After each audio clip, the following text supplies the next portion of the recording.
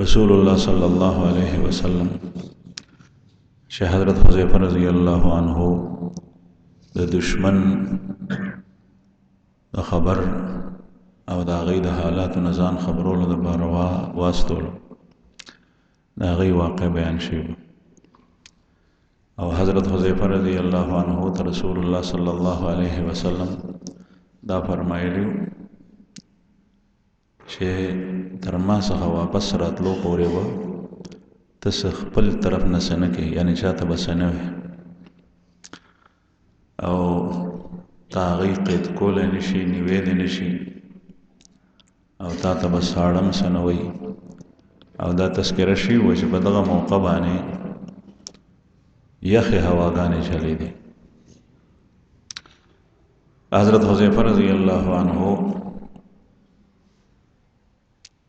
چې کله واپس راتلو نو هغه وایي چې ما تقریبا 40 کسه ولیدل چې خاندق نه راپورې وتم 40 کسه په آسونو باندې سوار په هغې کې 2 کسه ما ته رالل او ما ته وایي چې الله جل جلاله ستاسو د طرف نه دشمن دپاره کافي شو یعنی الله پاک دا جنگ په خپل سر واغشت او تاسو یې نه بچ کړئ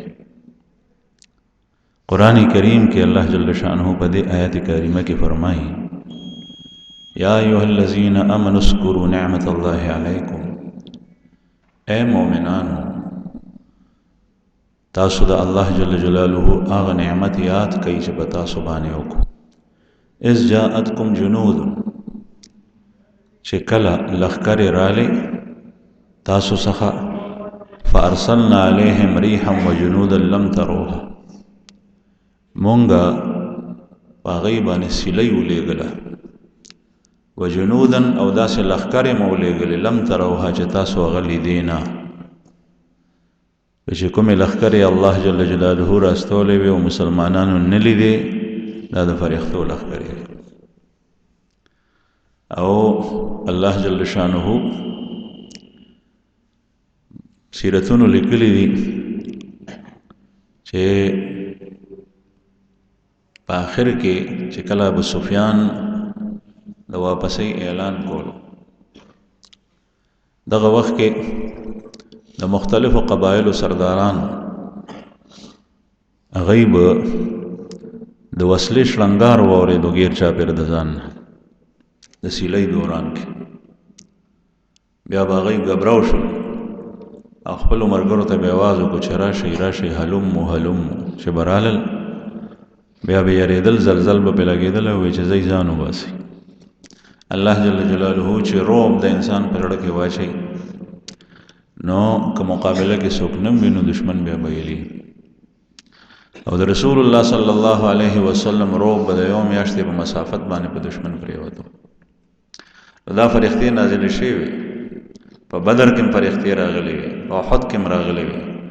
خو بدر کې خصوصیت سره تذکره ده او د هغې تعداد هم الله جل جلاله ذکر کړی دی او بعضې صحابه هغه لیدلې هم وي او په دې موقع باندې هم لیکن سره د دې الله جل جلاله هر څه کولی شي هغه په هر څه باندې قادر دی هغه دام کولی شي چې د دشمن د سره د کوره نه رونځي لیکن د الله د عبادو ترقي په دې کې نه ده د الله قانون او دستور داسې دی چې ستا به د الله د دشمن سره مقابله راځي او ستړي ستومانې به په تا تېرېږي او په تاسو کې به بعضې ملګري ورونه شهیدان کېږي او بعضې به زخمیان کېږي پس د هغې به د الله جل شانه وعدې تاسو سره پوره کوي او تاسو به جنت ته داخلوي افحسبتم انما خلقناکم عبثا دویم دی آیت کریمه کې الله پاک فرمایي یا ایها الذین آمنوا اذکروا نعمت الله د الله نعمت یاد کړئ دلته نعمت ذکر کړی دی حالانکه په غزوه احزاب کې سختی ډېره وه تکالیف ډېر زیات او دومره تکالیف و چې رسول الله صلی الله علیه وسلم به د لوږې نه خپلې خېټې مبارکې سره کاڼي تړلي او صحابو به کاڼي تړلي او درې ورځې پې نهارې تېرېدې لیکن بیا الله جل شانه فرمایي چې اذکروا نعمت الله، اذکروا نعمت الله، دا الله نعمت یاد کړئ. او صحابه به د الله دا نعمت یادولو، هغه به شکر ادا کولو. دین معلومه شو چې د انسان خپل هیڅ حق د الله جل جلاله سره نشته. زما استا د رب ذوالجلال سره هیڅ حق نشته. دا زمون په بدن چې کوم لباس ته کپڑے دي نو دا زمون د الله سره حق نه دی. دا مونږ چې دنیا ته راغلی و دا راتلل زمونږ د الله سره حق نه و. دا مونږ ته چې الله جل شانه مور او پلار راکل، ښځې او بچي راکل، نو دا زمونږ د الله سره حق نه و. دا الله جل جلاله چې مونږ ته په وخت وخت روټۍ راکوي او خوراک راکوي، دا الله جل جلاله سره زمونږ حق نشته. ولې؟ ځکه چې زمونږ هغه خالق دی، زمونږ خالق دی، هغه زمونږ هغه سره څه سودا نه ده شوي چې لکه یو ملازم په یو دفتر کې یا یو مزدور د مالک سره دیاړې مقرر کې اوټا کې وغه ته وایي چې دومره به راته راکې او دا کار به کوم. الله جل جلاله سره زمونږ دا نه ده شي. دا ژوند، دا بدن، دا حیات، دا مال او دولت، دا خوراک او څښاک، دا لباس او پوشاک، دا د الله جل جلاله فضل دی، ویړیا مفت را کړی. چې کله انسان په دې نقطه باندې پوه شي نو بیا چې د خولې ته یو نوړی هم لاړه شي، خولې خېټې ته ورسي، نو دی وایي الحمدلله. ځکه رسول الله صلی الله علیه وسلم د هغه بنده ډېر تعریف کړی دی چې یأکل الاکلة وفي روایت الاکلة. بعضی وایي نبی کریم صلی الله علیه وسلم فرمایي د هغه بندې تعریف کړي چې هغه یو ځل خوراک وکي او په هغې باندې د الله شکر وباسي. او بعضې حضرات محدثین وایي چې دا اکلته نه دی، دا لفظ اکلته دی. علماء کرام ناست دي. او اکله چې بزم شي نو معنی شوه یوه نوړۍ. نو ته خو چې یو نوړۍ خولې ته کوې نو په هغې باندې وایي الحمدلله. چې یو ګوټ اوبس کوې نو هغې نه بس الحمدلله. چې بل ګوټ کې نو بیا وایي چې الحمدلله. ځکه چې دا ګوټ ستا په قبضه قدرت کې نو که الله جل شانه تا نه دا اوبه سارې کړې وې نو بیا تا رایستی شوې. قرآن کریم کې الله جل شانه فرمایي فمن یاتیکم بماء معین، که چېرې دا اوبه ښکته لاړې شي په ځمکه کې نو څوک شته دی چې دا اوبه په بر راوباسي. د دنیا پیسې دې خرج کړي زر کثیر، او چې اوبو پسې ځې اوبه په ښکته ځي، اوبو پسې ځي اوبه په ښکته ځي. 1000 فوټه لاړې بیا 2000 فوټه لاړې 3000 فوټه لاړې ځي په ښکته، تر کومه بور پسې ځي چې الله جل جلاله یې وچي. نو بهرحال عرض مې دا کولو چې مونږ نن سبا د الله جل جلاله بندگی کمه ده او الله جل شانه سره مده حق دا وډېره ده. دا وایو چې ما ته یې ځای پیدا کم او ما ته بیا بنګله ولې نه راکړي، او ما ته موټر ولې نه راکړي، او ما ته ښه نوکري ولې نه راکړي، او زما کاروبار ولې نشته دی، او ما ته بچي ولې نه راکړي لکه خدای سره چې حق وي. او بعضې خلک د خولې نه داسې کاوا کې راوباسي چې هغه کفریات وي. صحابه کرامو په دې حال کې چې جنګونه به یې کول له کافرو سره، ابتدا وه، تازه مسلمانان شي وو، زخمونه بو. تاسو ته په احد کې تیر شول چې په هغې کې کم کس داسې و چې په هغه زخمونه نو، او هغې سره به د هغې په ایمان کې اضافه راتله، د هغې په ایمان کې اضافه راتله.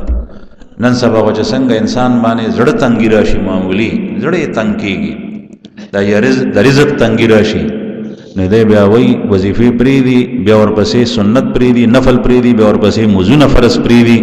بیا وایي چې دې کې هوسه نشته، شیطان ورته وایي. قرآن کریم کې الله پاک فرمایي ومن الناس من يعبد الله على حرف فإن أصابه خير اطمأن به وإن أصابته فتنة انقلب على وجهه خسر الدنيا والآخرة. بعضی خلق داسې دي چې هغه د الله بندگی په جنګ باندې کوي، په جنګ باندې. دا جنګ د سنډه ده. تاسو که خیال کړئ کچه کمر وي د شګې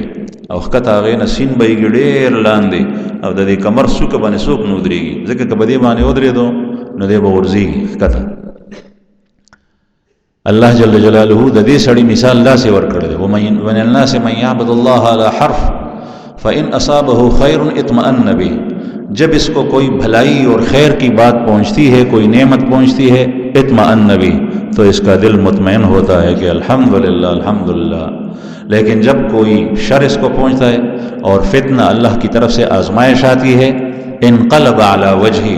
तो ये उल्टे मुंह फिर जाता है। दे वोड़ी दखबलिल्लाह अर्स प्रीदी पजे चदा खुदी किसे निश्त। नो अर्ज में दा कोलो चमा सोच कोल ग़ज़वा खंदक के सुमर तकालीफ और अल्लाह जल्ल शानुहु फरमाए या अय्युहल्लज़ीना आमनु उज़्कुरुल्लाह, ए मोमिनानो उज़्कुरु निअमतल्लाह, दा अल्लाह नेमत याद कई, दा अल्लाह नेमत यादोल पकार थी। ज़मुंगा दा तरबियत न दे शवे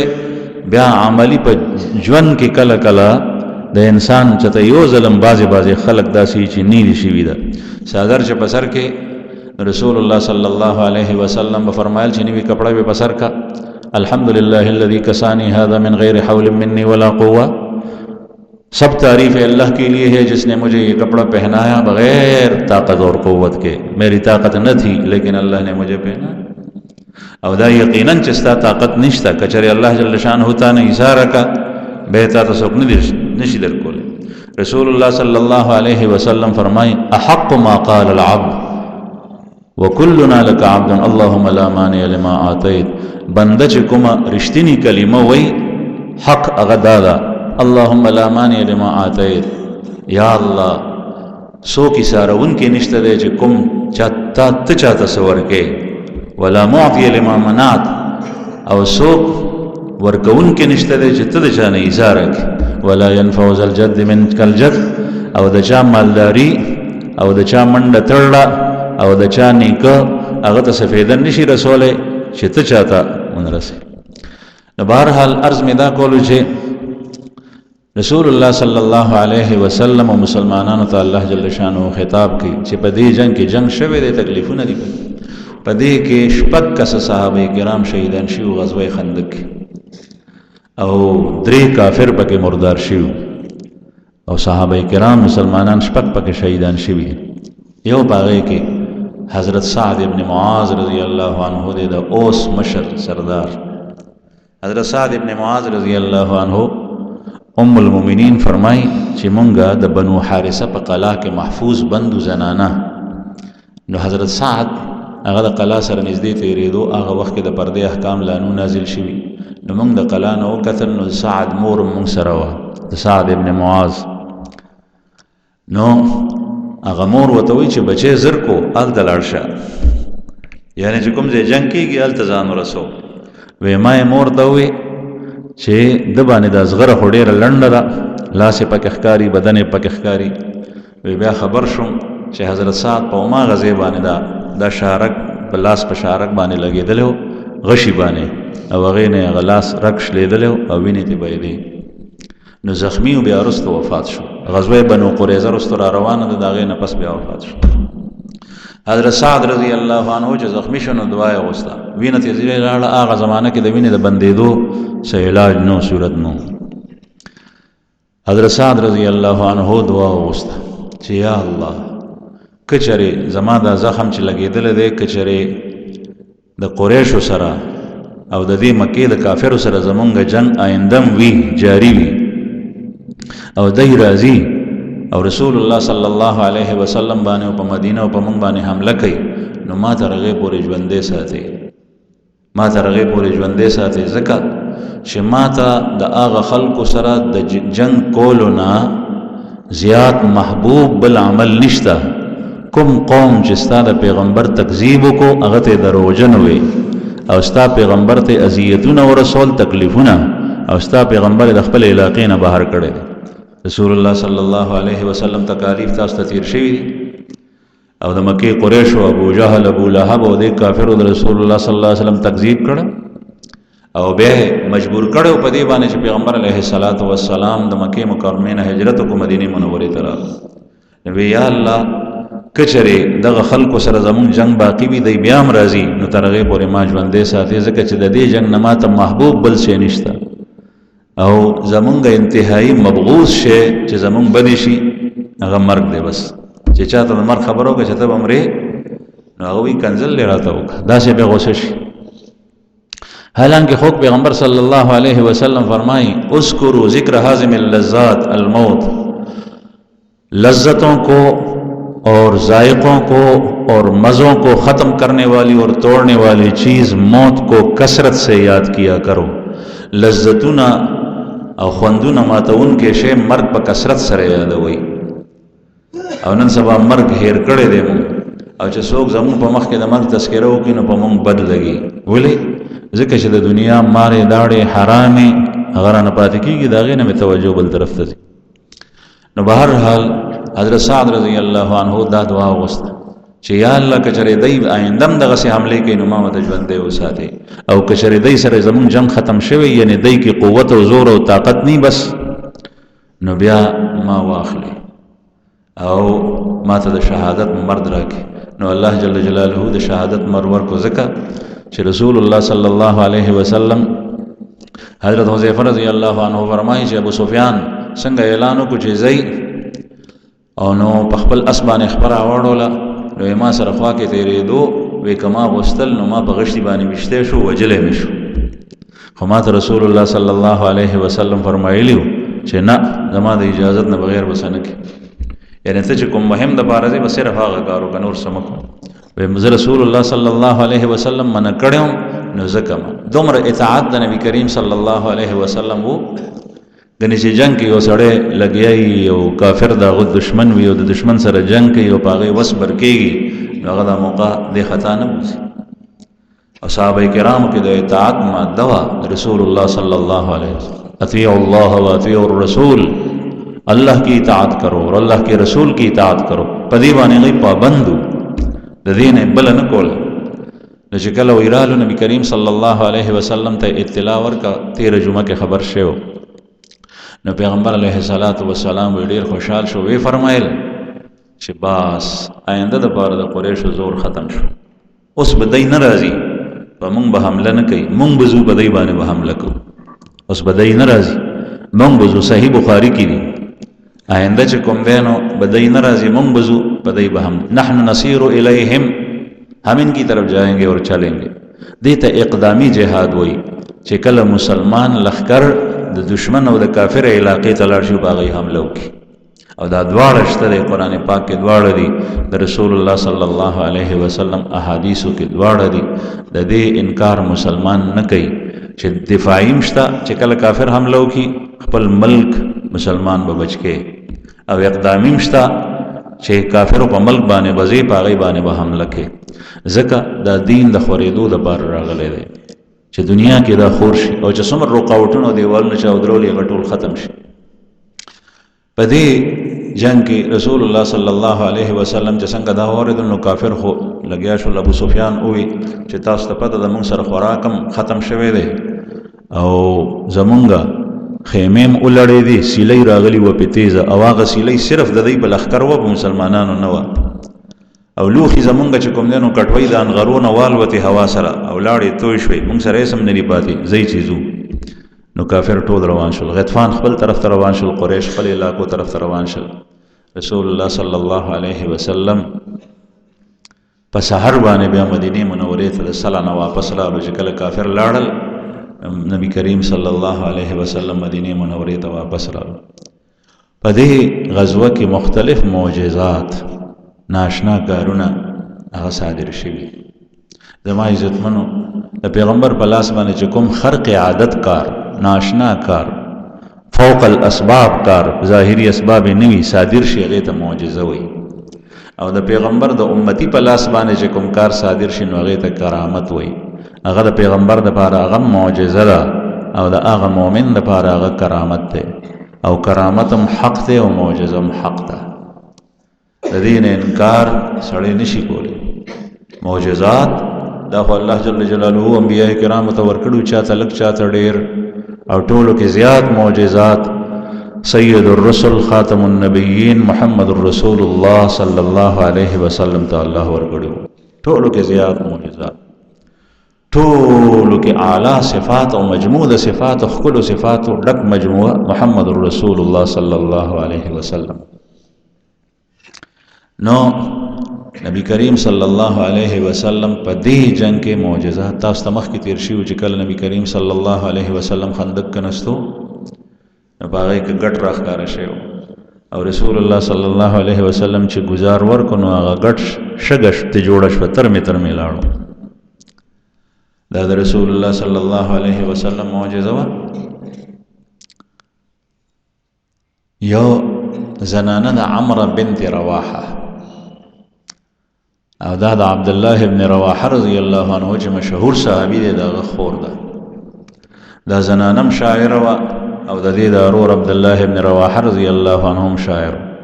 عبد الله ابن رواحه رضی الله عنه بیا وروسته اشعار پرېښي. ابتدا کې شاعر او اشعار به جوړو. د اشعار دومره معنا خیز او رښتینی و چې نبی کریم صلی الله علیه وسلم به هم چاته به وي چې د اشعار و. دغه زنانه دا د بشیر ابن سعد بیبی ده او د نعمان ابن بشیر مور ده او نعمان ابن بشیر رضی الله عنهما په صغار صحابو کې ده. دغه زنانه خپل لور ته بنت سعد ته کجوري ورکی، داسې په لپه کې ورته کجوري ورکی او صادر کې ورته واچولې کپړه کې چې بچی دا یوسه او دا د پلار ته او ماما ته یوسه. نو پلار بشیر ابن سعد او ماما عبد الله ابن رواحه رضی الله عنهما چې هغوی نهر دي اوږي دي هغوی ته یوسه. تاسو ته پته ولګېده چې په صحابو به نهرې تېرېدې او په هغې نهرو کې به کارونه کول په شا نه دي تلي څوک. دا مؤمن وي چې په ده باندې څه قسم مشکل راشي نو دی په میدان کې ثابت قدم وي او الله جل جلاله دا تکالیف په هغې صحابو راوستل دا یې دې رستی زمانې دپاره او دې وخت دپاره او دې خلکو دپاره نمونه ګرځول چې وګورئ صحابه داسې مؤمن داسې په هغې کې داسې استقامت وي چې د هغې نهر وي لیکن سره د هغې د الله او د الله د رسول نه اطاعت د هغې پلکار او بیا به په دې لږو کې اشعار وي، په دې لږو تندو کې به اشعار وي. خندق به کنستو اشعار به نو د خندق کنستو دوران کې دا واقع پیښه شي. بعضې به ځان سره کاڼي وتړلې خېټې سره او رسول الله صلی الله علیه وسلم مبارک په خپله هم کاڼي تړلي او دا کاڼي به څه دپاره تړل چې کله انسان نهر شي دا کلمې بالکل خالی شي هغه نهره چې حقیقي نهره وي. الله پاک دې مونږ وساتي ځکه چې دا سخت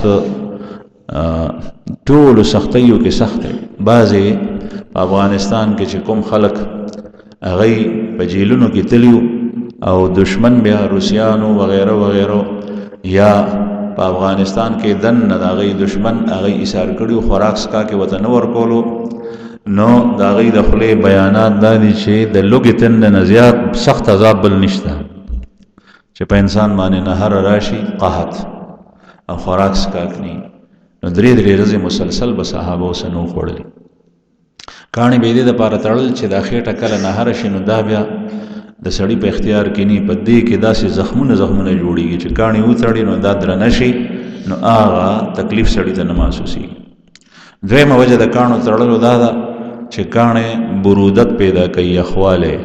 او چې کله سړی نهر شي نو دننه کلمې ګرمې شي ځکه چې اعضا ټول یو بل سره داسې ونښلي دا خېټه داسې شي لکه چاقو نو چې کله کلمې یو بل سره جختې شي خالی وي نو هغې ګرمایش او حرارت ډېر پیدا کړي او د هغې د وجې نه سړی بیماره کېږي. نو چې کله کاڼې وتړې په کپړه کې د هغه کاڼې خېټې سره چې جنګېږي نو هغه یخ شي نو یخوالی خېټې ته ځي نو د هغې برودت سره هغه تکلیف کمیږي. عربو به داسې کول په هغې دا نهرې راتلې نو ځکه هغې داسې کول. نن سبا خو مونږ څه لیدلي نه دي نو مونږ ته د دې پته نشته. رسول الله صلی الله علیه وسلم به هم خېټې سره کاڼي تړلي بیا به په دې حالت کې کار کولو خندق به یې کنستو خاوره به یې وړه یو ځای نه بل ځای ته. دغه ماشومه جنۍ بنت سعد چې کله راله نو په هغې کپړه کې کجوري راړې نو پلار یې لټولو او ماما یې لټولو. پلار یې بشیر ابن سعد او ماما یې عبدالله ابن رواحه دی یې لټول. نو رسول الله صلی الله علیه وسلم دا وایي چې زه د رسول الله صلی الله علیه وسلم خوا کې تېرېدم ما ته پیغمبر علیه الصلاة والسلام فرمایي چې بچې څه دي د سره په دې کپړه کې وی ما ورته وی چې یا رسول الله دا کجوري دي چېرته وړې وی چې پلار ته او ماما ته وړم وی ما ته وی چې راړه. رسول الله صلی الله علیه وسلم هغه کجوري واغشتې نو وی چې ما هغې ته واړوله نو د هغې لپه م ډکه نه شوه لپه یې ډکه نه شوه په لپه کې یې واغشته. بیا یې چاته ووایي چې کپړه واچوئ کپړه یې خوره کړه او بیا یې په هغې کجوري په هغې کپړې باندې واچوله نو یو دانه ځای په ځای پرته ده ځکه چې یو څو دانې بیا یې خندق والا ته چغه کړه چې حي علم بكم حي علم بكم راشي راغون شي راغون شي د خندق ټول صحابه که چې نهاري به ټول راغون شي ورته وی خورئ ده کېناستل هغه یو لپه کجوري لپې نه کمې هغه صحابه خوړې خوړې خوړې هغه ټول واپس لاړل په خپلو کارونو کجوري وایي د هغې کپړې نه بهر وتې دومره ډېرې دي لاندې لاندې نورې راوتې دا معجزه به د رسول الله صلی الله علیه وسلم. حضرت جابر رضی الله عنه چې د هغه والد صاحب په احد کې شهید شوی حضرت جابر رضی الله عنه خپل واقع بیانوي چې زه یو ځل یو ورځ ما وکتل نبي کریم صلی الله علیه وسلم سخت وږی او په مخ مبارک باندې د لوګي آثار ښکارو وې ما نه برداشت نه کړی شوه نو ما اجازت وغوښته کور ته لاړم په دې جنګ کې مسلمانان چې کور ته تلل ضرورت لپاره نو بیا به اجازت به غوښتو رسول الله صلی الله علیه وسلم جماعت کې چې کوم اجتماعي جماعت وي د هغې مثال په شان د فرد واحد وي د امیر نه اجازت غوښتل ضروري دي نو رسول الله صلی الله علیه وسلم نه به هر یو کس چې تلو اجازت به غوښتو نو چې کار به وکړو نو بیا به فوراً واپس رال او منافقین چې وو نو هغوی به اجازت وغوښتو نو هغوی به دا بهانه وکړه چې یا رسول الله کورونو دیوالونه مو لنډ دي پړدی دي او په کور کې څوک شته دی نه کورونه مو خالي دي ان بیوتنا عوره وما هي بعوره دلته سوره احزاب کې الله جل شانه لیکلي یقولون ان بیوتنا عوره وما هي بعوره دوی وایي زمون کورونه خالي دي او کورونه خالي نه دي د یعنی بانې کوي نو مشرکین به دا بانې وکړي رسول الله صلی الله علیه وسلم خو ډېر مهربان او ډېر مشفق نو بیا به هغوی ته اجازت ورکړو چې لا بړل نو بیا به کورونو کې کېناستل وایي چې دا مقابلې به څوک کوي ځکه چې لس زره لښکرې هغه راغلي دي زمونږ په شمېر باندې یو څو کسان تعداد دي تاسو ته مخکې ذکر شوي وه چې په دې جنګ کې ټول شمېر د مسلمانانو هغه 3,000 و 3,000 او د دوی مقابله د 10,000 سره وه او هغوی سره هر قسم وسله نو منافقین به لاړل په پټم تلل بعضې به اجازت واغشتو بانې به کولې او بیا به کورونو ته لاړل او صحابه چې بس کار دپاره رال نو بیا به واپس فورا تلل نو حضرت جابر رضی الله عنه وایي چې ما رسول الله صلی الله علیه وسلم حالت ته وکتل نو ما اجازت وغوښته چې یا رسول الله ما ته اجازت راکړئ زه کور ته لاړ شم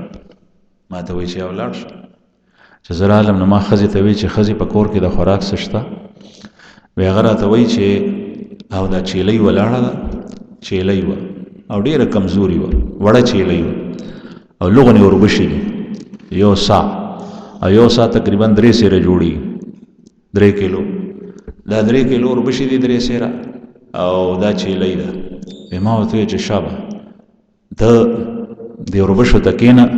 او دا په میچن باندې وړکه او زه دا چیلۍ یې لالوم وی ما چیلۍ زر زر الاله که ومې ټک ټوک که او په کټوۍ کې مې واچوله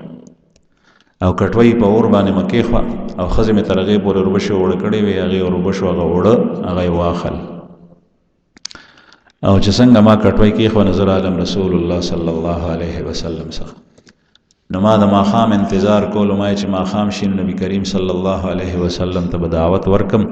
ځکه چې د ورځې به ټوله ورځ خندق کې نستې کېدو او بیا به ماښام چې تیاره شوه نو بیا به صحابه کورونو ته لاړل دا چې لا کافر نور راغلي ابتدا کې نو رسول الله صلی الله علیه وسلم ته رالم ما وی چې یا رسول الله ما لغونې د خوراک بندوبست کړی دی او تاسو راشئ او که ځان سره بیا څوک راولئ نو یو یا 2 کسان صرف راولئ یو یا 2 کسان راولئ او تاسو راشئ ما تاسو ته روټۍ کړې نو نبی کریم صلی الله علیه وسلم زما په لاس کې د خپل لاس دا ګوتې داسې ورکې ما ته وایي چې جابر څومره شی دی ما ته ووایه ما ورته وایي چې یا رسول الله وړه غونې چیلۍ وه او دومره لږې وربشې وې او صرف ستاسو کېږي ما ته وایي چې دا خو کثیر طیب دا خو ډېر شی دی او ډېر ښه خوراک دی وربشې نن سبا وربشې تاسو که به ډېر کسان داسې چې هغه وربشې روټۍ نه شي خوړی خو چې په میچنې اوړه کوي ښه دا بازار کې چې میلاویږي نو دا سپینې دي دا یې صفا کړي دي چې په میچن باندې وربشې اوړه کې د هغې روټۍ چې پخه کړي نو تکه تورئ هغه بیا د ستوني نه تېرېږي نه ډېره زیاته ګرانه تېرېږي حضرت انس رضی الله عنه فرمایي چې عام خوراک مدینه منوره کې ترمذی کې په جلد ثانی کې کتاب الاطعمه کې دا حدیث ذکر دی. عام خوراک د رسول الله صلی الله علیه وسلم په زمانه کې اوربشي او په میچن به وړول او وی چې چاڼول به منا په چاڼ به منا چاڼول او اوربشو کې دا خاصیت ته چې دا په میچن باندې وړ کې او چاڼ نه کې د غټ غټ پستکی نو بیا هغه کس تاسو کوي چې ما حضرت انس رضی الله عنه ته وی چې هغه پوټخي چې بداغي وغه سره به تاسو سکول ویننفخ مونږ باغې ته بوکې ورکو نه چې کوم بالوتل هغه به والوتل او باقي کې مو بوا شول هغه روټۍ جوړ کا خړل سره دا غي بوسکو دا خوراک. نو رسول الله صلی الله علیه وسلم یو فرمایل چې کثیر طیب یا جابر جابر دا ډېر خوراک دی. نو بیا وی خپل نبی کریم صلی الله علیه وسلم مبارک د خندق پسند باندې چغواله یا اهل الخندق یا اهل الخندق ان جابرا قد صنع لكم سورا فحيها لم بكم. اے د خندق والو جابر تاسو ته دعوت کړی دی راځي چې څنګه ټول اوردل نه هوګي نهر په تیرې دی نو ټول راغون شو دغه وخت کې کار ختم شو. حضرت جابر رضی الله عنه وی چې وای زه د کور نه راوتم نو ما ته خزي وی چې خاوند لاړ شخه ګوري خیال کو چې رسول الله صلی الله علیه وسلم سره دومره کسان را نشي چې او مینه شرمې ځکه چې اوربشي لګي دي او واخه لګا اسینی چې ډیر کسان را روان کی به ما وته چې بالکل ټیک ته صرف هغه خبروم او کوي کس نیمه سره راولي. نو وی چې رسول الله صلی الله علیه وسلم اعلان وکړو ځان سره ځان ته بدر دویمه او شرمېږم چې دا سوش اوس بدای ته دا روټي سو پوره کړي ویرالم په منډه منډه د رسول الله صلی الله علیه وسلم نه مخ کې او ما پسې رسول الله صلی الله علیه وسلم را روان وی رسول الله صلی الله علیه وسلم ما ته وی چې جابر کور ته لاړ شنو کټوي د انغری نه مګوزو او روټي چې کوم به نو هغه م جوړو چې ترسو پورې زرا غلې نه وړونه پیړې م جوړوي. نو وزلانم خزي ته مې وی چې خزي دغه څه چلو شو ټول خندق ول را روان دي وی خزه مې ما ته په سر شو ما ته وی چې فلانکی ډینګړي تا ته ما ویلو چې یو کس دوا رسول الله صلی الله علیه وسلم سره راځي غني خیال کو چې او مې نشر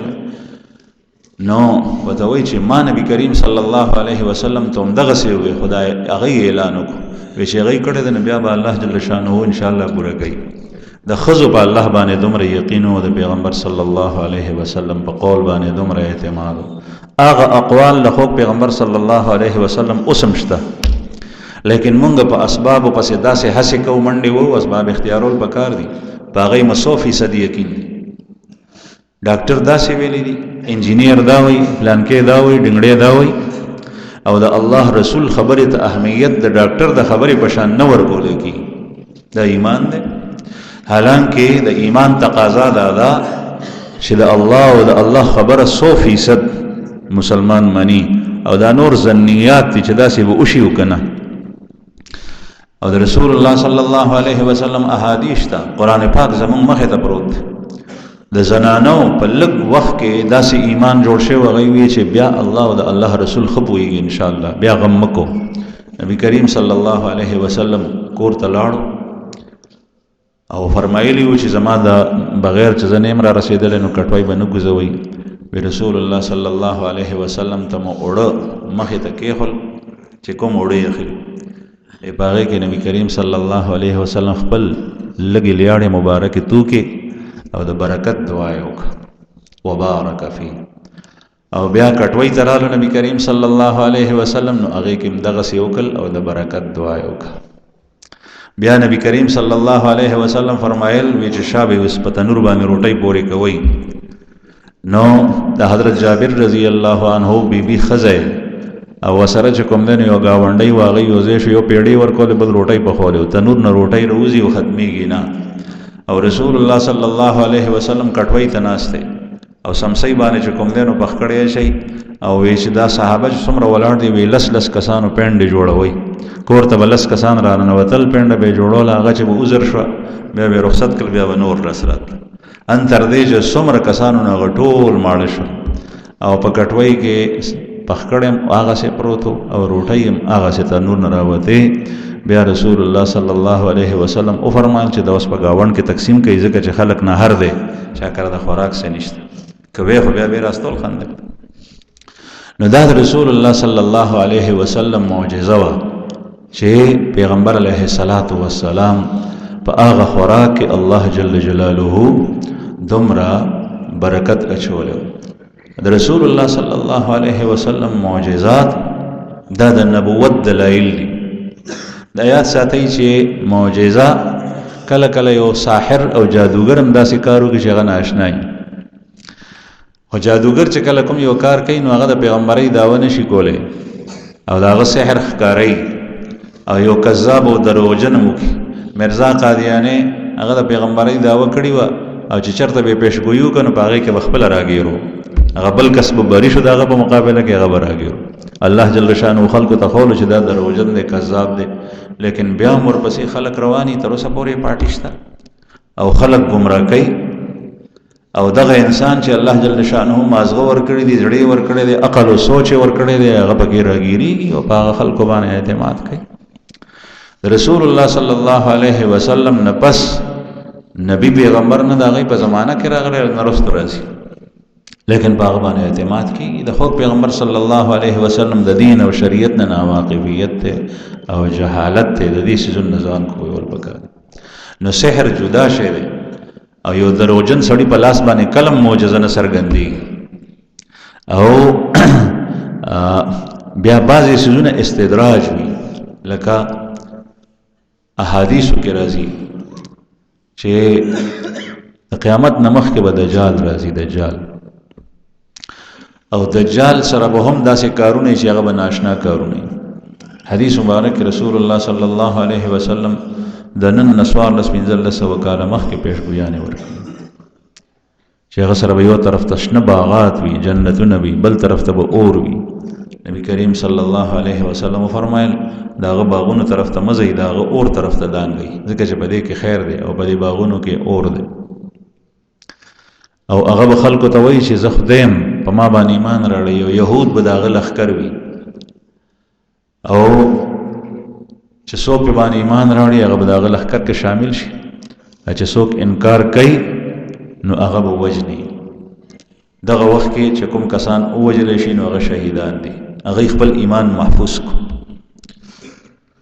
بعضی خلک وایي چې د دجال په فتنه کې به څوک راځي هغه سړی به راځي چې داغه د دنیا نن سبا د رنگ ورات چې ده د اسباب او وسایل چې څومره په دنیا باندې اعتماد ډیر وي دی به د دجال فتنه کې راګیریږي. الله دې مونږ وساتي. رسول الله صلی الله علیه وسلم فرمایي چې د جمعې په ورځ باندې سوره کهف وایي. سوره کهف چې کوم سړی د سوره کهف اهتمام کوي نو هغه به د دجال د فتنې نه محفوظ وي. او چې د شپې سړی ود کېږي نو د اړومبي لس آیات د سوره کهف دا وایي اړومبني لس آیات د جمعې په ورځ باندې پوره سوره نو د دجال د فتنې نه محفوظ کېږي. او خو پیغمبر صلی الله علیه وسلم چې په دعاګانې غوستي او د کوم سيزونه به پناه غوستا نو پاغه کې به یو د دجال فتنه وا اللهم انی اعوذ بک من فتنه المسيح الدجال. یا الله د دجال د فتنې نه مې وساته ځکه چې دا غټه فتنه ده چې هغه ته وي زه خدایم او دار سره دادي وریځ براشي وریځ نو باران وره دا به ټول استدراج وي. استدراج چې سړی سره علم ني او په دې ظاهري سيزونو باندې ایمان ونه دی به دجال خپل تزي دجال ډله کې شاملي او چې د ایمان پیژني او د خو پیغمبر صلی الله علیه وسلم د تعلیمات او اصولي خبرونه دی واقف وي او چا سره ناشته کړي وي بیا او د الله نه یریږي او خوف او خشیت پکې د الله جل جلاله وي دی به دا غینه محفوظ کیږي. یعنی هغه سره ټول دغه خرق عادت کارونه خو دې ته زمای عزتمند استدراج وي. حدیث مبارک کې راځي چې دې بدغه سي پزمکه کې ګرځي او ټول ازمکه کې بده ګرځي. او حدیثو کې هغه زمانہ کې سورلی رسول الله صلی الله علیه وسلم ذکر کړی دی چې په خر باندې وناستي او په وریځو کې بداغه خرزي. نو نن سبا جیاز راوته دی جیاز نو هغه زمانہ کې حجاز چانه پیژندو خر وو په وریځو کې نن سبا جیاز روان نه بعض حضرات وایي چې کې دې شي دجال هم دغه جیاز کې دی یو ځنه بل ځای ته دی او د تیز سورلی نن سبا یا والله اعلم الله جل جلاله قرب قیامت کې بل ناشنا شی پیدا کی. نو دغه استدراج به د ختم شي بیا مدینه منورې ته چلاړ شي احادیث کې راځي نبی کریم صلی الله علیه وسلم فرمایي چې مدینه منوره ته دجال راشي نور علاقو ته بدن کیږي او مدینه ته بدن نشي دن کیږي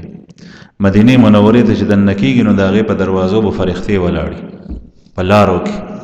نو دجال باندې پری دی به د مدینه منوره نه بهر تاوش التب یو کسبي هغه ته وای چې په ما باندې ایمان راړه زه وګوره دا کارونه داسې کوم هغه وای چې نه ته خو دجال کافر نو دی به غصه شي نو هغه به ووجني په توره باندې رسول الله صلی الله علیه وسلم فرمایي چې دوه ټوکړي وي نو دا هغه به دوه ټوکړي یو خوا بل خوا پروزي بیا به دی هغې ته اشاره وکړي نو هغه کس به بیا ژوندی شي او دا به د الله په اذن سره ژوندی کېږي خدا د دجال په لاس ځکه چې خدای پاک امتحان اخلي الله مدې وساتي ځکه چې عظیمه فتنه ده ځکه چې یو سړی مړ سړی د هغه په اشاره سره ژوندی شو خلک وایي چې همدغه ټول کمال په ده کې او نبی کریم صلی الله علیه وسلم فرمایي چې ګورې خیال کوئ په دې باندې وپېژنئ چې د هغه په تندي باندې کافر لیکلي دي په تندي باندې کافر لیکلي او دا به هر هغه کس ته ښکاري چې د چا د الله سره تعلق مضبوط وي کلک مؤمن وي یو دویمه نښه دا بیان کړې ده چې د هغه به یو سترګه بیني یو سترګه به ممسوحه یو سترګه به او رسول الله صلی الله علیه وسلم صحابو ته فرمایل ما من نبی الا انذر قومه منه هر یو پیغمبر خپل قوم د دجال نه يرولې دي نوح علیه السلام خپل قوم يرولې دي او هر یو پیغمبر او زم تاسو يروم خدا ګوره خدای نه دی د ربوبیت دعوه کوي او دا خدای نه دی ځکه چې الله جل جلاله دا هر نقص نه پاک دی او د دجال یو سترګه باندې دی کانې دی یو سترګه شته بل نشته دا نه خدا غټه او الله جل شانه جسم او جسمانیات نه پاک دی هغه کې هیڅ قسم نقص نشته هغه په ټولو صفات کمالیو سره متصف دی نو چې دلته کې دا غزلمه دته اشاره وکړي د پروزي بیا ژوندې شو نه بیا به وته وي چې وګوره په ما کې کمال شته او کنه اوس مې معنی کنه ځکه چې تما مړم کې او بیا مې ژوندېم کې نو هغه وته وي چې اوس خو راته پته ولګېده چې ته ماغه دجال ځکه چې موږ خپل پیغمبر ویلو چې هغه په سړی گزارو کې مړ به کې نه بیا به ژوندې کې او دا به اخر زمانہ کې وی لیکن دا د رسول الله صلی الله علیه وسلم تعلیمات او حدیث دی حدیث نه معلومیږي چې دا به تر اخره پورې الله پاک محفوظ ساتي دا دلیل دی د حجیت حدیث غټ دلیل دی چې د رسول الله صلی الله علیه وسلم احادیث هغه ټول محفوظ دي او علماء دا غیر حفاظت دومره خیال ساتل چې د خپل کور او د بچو نه هر څه د ځان لپاره برداشت کړي لیکن د نبی کریم صلی الله علیه وسلم احادیث محفوظ تر اوسه پورې را روان او دا دلیل دی چې دا به قیامت ته نږدې یو کس ته د پیغمبر علیه الصلاۃ والسلام دا حدیث مبارک رسیدلی نو هغه به ورته وایي چې اوس خو مې یقینا ومنله چې ته هماغه مسیح الدجال دی باندې بیا گزار کوي نو بیا به اوس په هغه باندې گزار نشي کولی بس هغه ټول سحر او جادو به دلته کې ختم شي د هغې نه پس به دی په ویله کېدو شروع شي زوال به پرې راشي او عیسی علیه السلام به د اسمان نه راکوشي او باب لد سره به دی قتل شي او لد نن سبا د یهود چې کومه علاقه ده کوم ځای کې د هغې حکومت دی هغه ځای کې لد ښار دی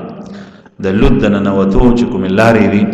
نو دغه ځای کې به عیسی علیه السلام دا دجال قتل کړي او د عیسی علیه السلام په راکوزېدو سره به دی چې هغه ساه اخلي نو په هغې سره به دی قتل شي بیا به د هغې نه به دجال ختم شي به هر حال عرض مې دا کولو چې